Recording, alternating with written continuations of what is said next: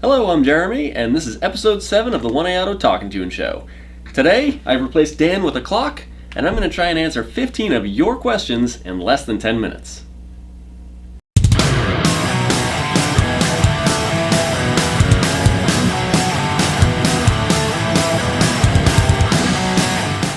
The first question today comes from a guy named Jim. He has a 74 GMC C1500 truck. It has a 472 Cadillac engine in it. Awesome. And it's carbureted. So the fuel is draining back away from the carburetor and back towards the fuel pump, and then it takes forever to start every time he wants to start it up. So inside a mechanical fuel pump, there's an anti-drain back valve. And if that goes bad, then you're going to have this exact problem. You may also want to check your oil to make sure that the gas isn't dumping back through your fuel pump, through the diaphragm, and into your oil pan, because that would obviously be bad. But it's most likely the mechanical fuel pump that's causing this issue.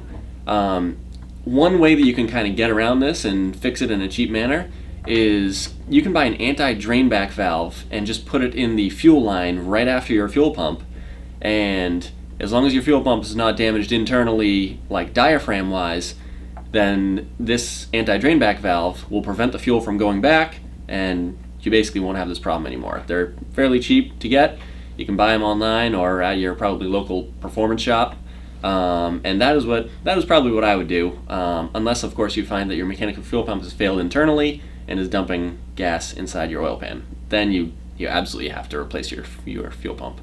So, next question, 2004 F-150. A guy named Jason says that he gets in the truck and it starts beeping at him, and he doesn't know why it's beeping at him. So I did a little research on this because I also have an F-150.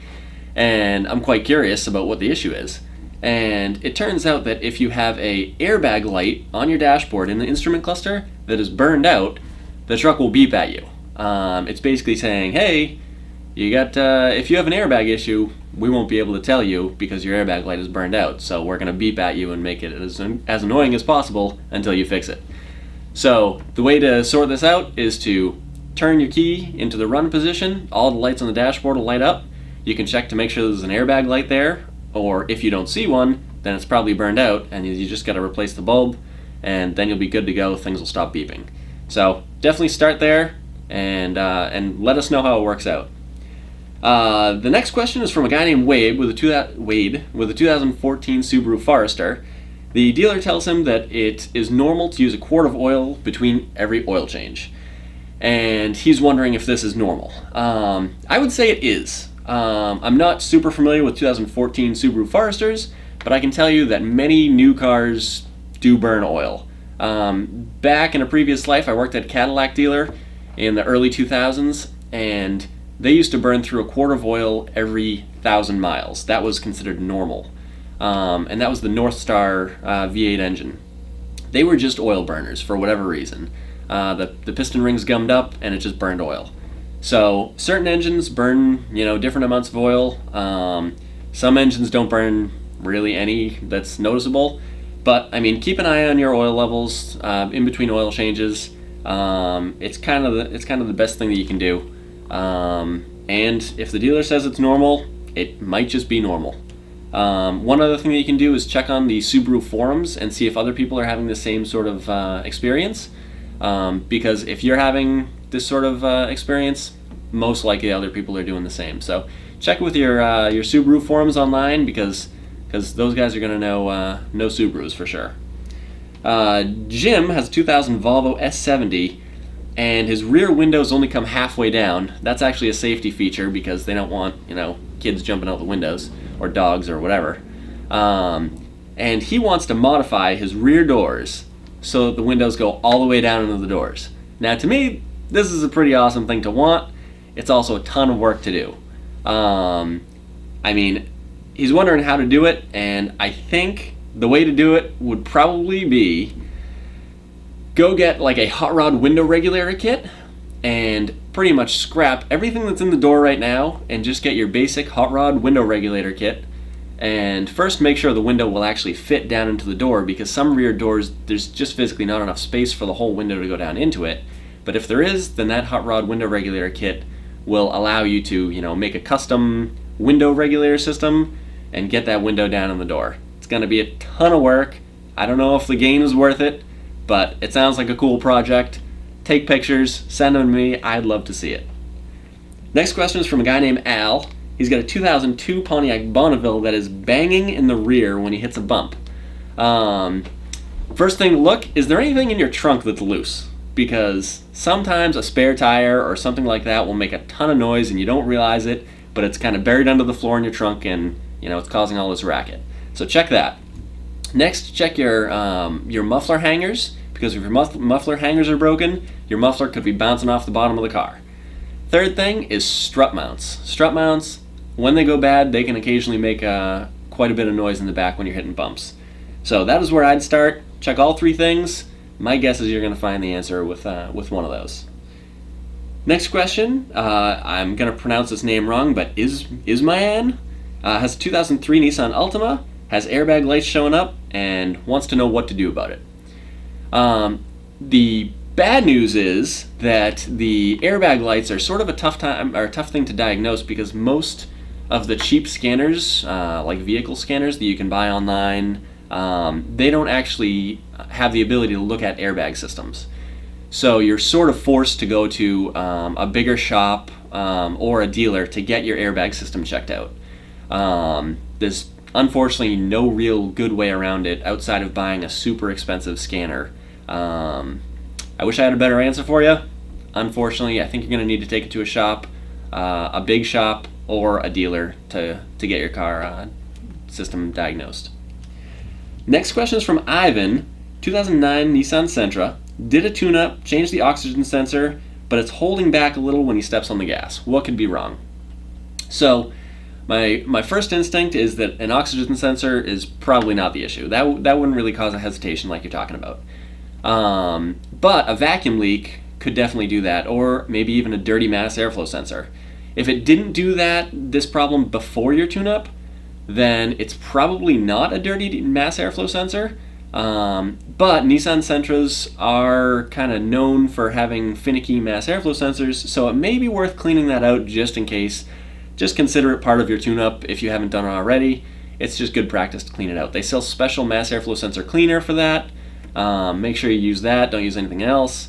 Clean the mass airflow sensor, and that'll at least narrow that down. It's probably not that, but you never know. The more than likely scenario is a vacuum leak somewhere in your intake system. It's easy enough to bump your intake pipes and knock something loose. Maybe a hose fell off or cracked or something like that, especially if it's old and dry. And a vacuum leak would most definitely cause this issue. So that is what I would check. Vacuum leaks and maybe the mass airflow sensor, just because they're finicky on Nissan Sentras. Next question is from a person named Pippo. I'm not sure if that's a male or a female, but it's a kind of a fun name. 1998 Jeep Grand Cherokee. The windshield washer pump has failed, and they want to know where to get another one, how to replace it. You can buy these online. It's a separate pump that slips into the windshield washer bottle, and it's a pretty easy thing to do. I would guess that they're around $25-ish, and you can, I would say hop on Google. Unfortunately, we don't carry them here at 1A Auto. We probably will at some point, but we just don't have them at the moment. So hop on Google, type in, 98 Grand Cherokee windshield washer pump, and you should be able to find one pretty easily. There's a bunch of people that sell them. I already did the search, and I made sure that they're actually out there for sale, and they definitely are. It's a very easy pump to replace, so Google it. You'll find the pump. $25, get it, swap the pump out, and you'll be good. Next question we got is from Bobby with a 2002 2002 Lincoln Navigator, and he's got the air ride suspension in the back of it, which is sort of a problematic system, because when they go bad, when you have a hole in the line or a hole in the strut or something like that, now your Navigator is laying low, which looks cool occasionally, but it's terrible for ride quality. It sits on the bump stops, and it'll drive you crazy. So what a lot of people do is they'll convert these cars to a normal strut and shock, or coil spring and shock suspension, and get rid of the whole air ride system altogether. That is a fantastic option, and that is what Bobby's asking for today. He wants to know how to do it. So we actually sell the kits to do this, and there's different ones for a 2-wheel drive versus a 4-wheel drive, so make sure you get the right one. But it is essentially as easy as pulling your old struts out and then putting coil springs and shocks in place. Pretty straightforward thing. You might have to get off some like rusty bolts and things like that. So you're gonna need some serious tools because it's sort of a heavy duty part of the car. But it's a pretty straightforward procedure. You pull the old air ride out, put the new coil spring and shock in, and now your Navigator will be riding smooth again like it should be. Brian is the next question. 2005 Nissan Maxima. He's got the dashboard out of it and wants to know how the heck to put it back in. That is a tough one. I have had a lot of dashboards out before, and it's pretty tough to get them back in without having extra bolts. So the only way that I know how you'll be able to do this with 100% accuracy is get a factory service manual. Not like the kind that you get in an auto parts store. You want the real dealer factory service manual. That is going to have the blown up diagrams of how to put a dash together with every bolt, every nut, every wire, all the connections that you need. It's certainly not a super easy thing to come across or a super easy job to do, but I'm sure if you search online, you'll be able to find a factory service manual. They're usually a little pricey. I would imagine $75 or $100, but you'll at least be able to get the dashboard back together. The other option is maybe go to a junkyard, walk around, and kind of see how things go together. Go look underneath the dashboard of a Maxima and try and figure it all out. Take lots of pictures, and then come back and slowly but surely pick the project apart and get it back together again. It's a challenging project for sure, and I'm sure you can do it. So good luck. Next question is from Paul with the 2006 Pontiac Torrent. His front wheel bearing hubs are frozen and he can't break them loose. Any advice? So I'm not really sure which part of it is frozen in your situation, whether it's the axle inside the hub or if it's the hub inside the knuckle. But one thing that typically works is fire. I'm not saying that is always the best idea, but it usually works. And it obviously comes with a cautionary note of be very careful. It'll burn you. It'll burn everything around it. It's scary to work with. But typically heating up bolts to get the hub out, or to get the bolts out of the hub, heating them up with a torch, or I've even seen people successfully use like hair dryers, if you can believe it, or heat guns. That will help you release the bolts, release the hub from the knuckle, or even release the axle from the hub. Before you go with fire, you should probably try out different sort of rust penetrants, like PB Blast is awesome.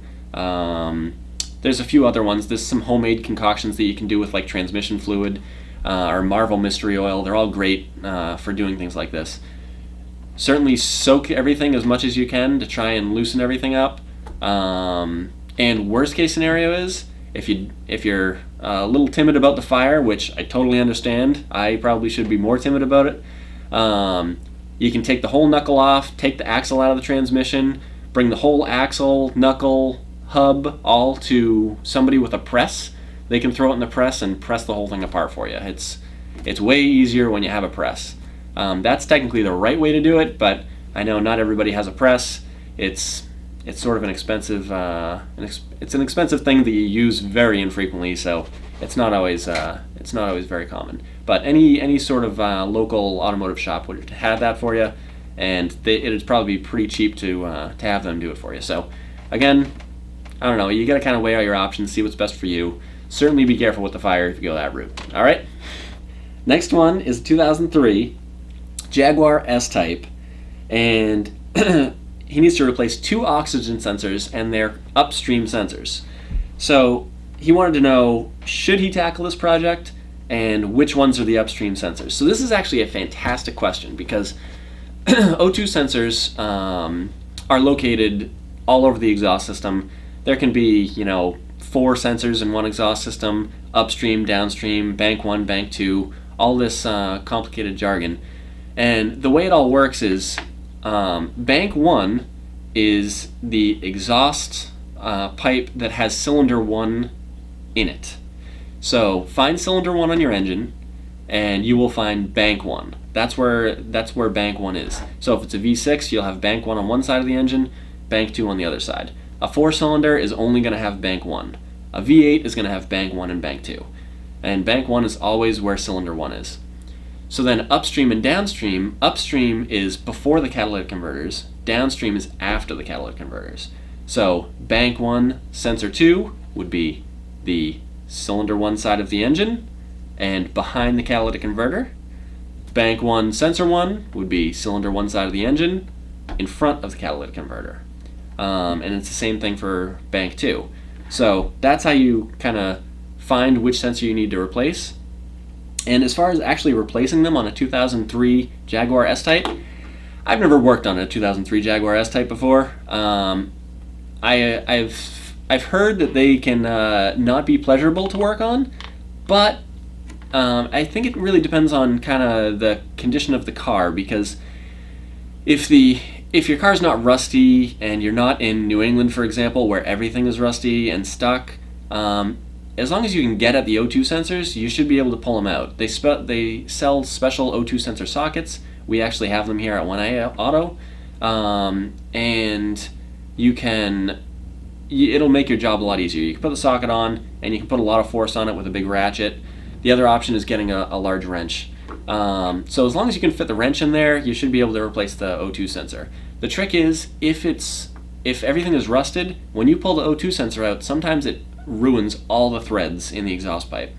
And that's sort of the risk you take with O2 sensors, especially when you live in a rusty area like Massachusetts, where we are.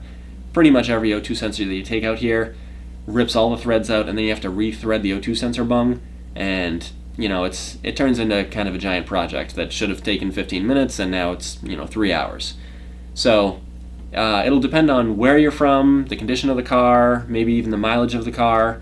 But if you're ambitious and you got the tools, try it out. The next question is from David with a 2005 Buick Century.